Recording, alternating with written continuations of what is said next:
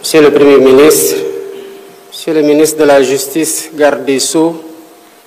vice-président du Conseil supérieur de la magistrature, Monsieur le président du Conseil constitutionnel, Mesdames, Messieurs les ministres, Monsieur le Premier président de la Cour suprême, Monsieur le procureur général près la dite Cour,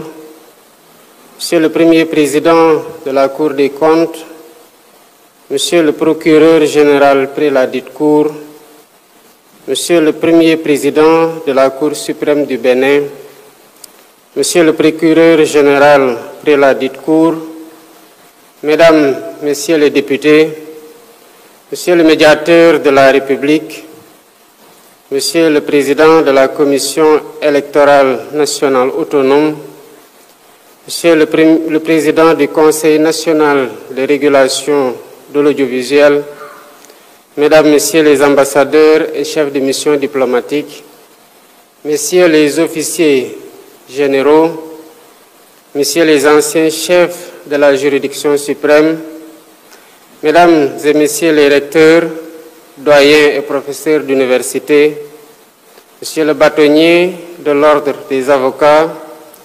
Monsieur le dauphin du bâtonnier de l'Ordre des avocats, Mesdames, Messieurs les magistrats, Mesdames, Messieurs les avocats,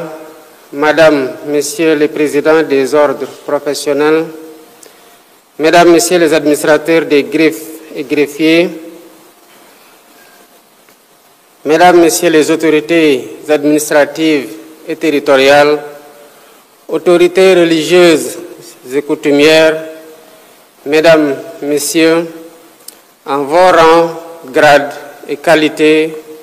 honorables invités. Je me réjouis d'être avec vous ce matin pour la cérémonie solennelle de rentrée des cours et tribunaux qui constitue un moment important de la vie de nos institutions. Ce rendez-vous républicain offre toujours l'occasion au pouvoir exécutif et judiciaire d'échanger sur des thématiques qui sont au cœur des préoccupations de la cité. Il ouvre un espace de réflexion où se rejoignent la volonté politique et l'expertise des acteurs du monde judiciaire pour consolider l'état de droit et garantir le respect des libertés fondamentales. Mesdames et Messieurs, l'année 2024 a été marquée par le rappel à Dieu de messieurs Ndongo Fall, Elimanel Dien, Joseph Ndour, Mamgour Diouf et Modou Sek et Mademba Sok.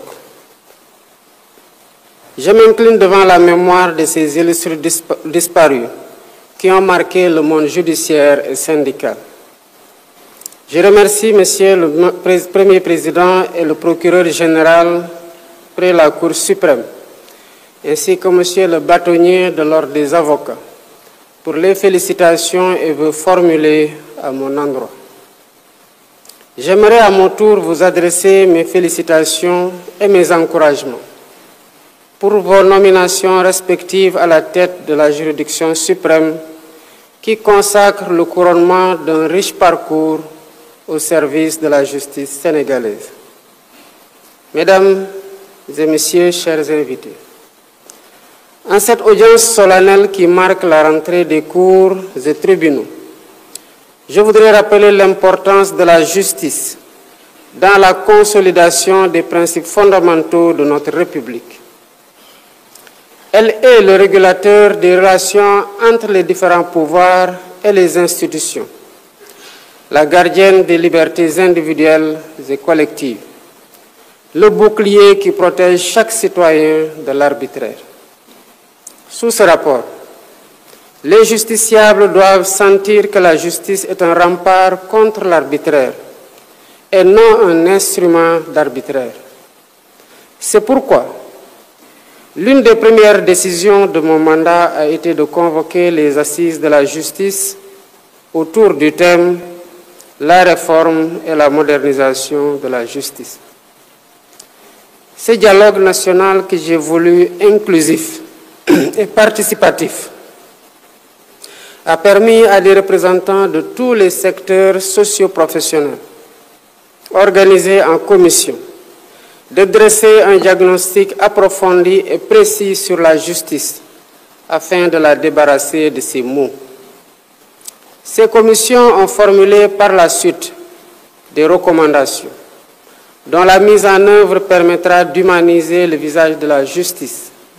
de rendre plus performant le service public de la justice.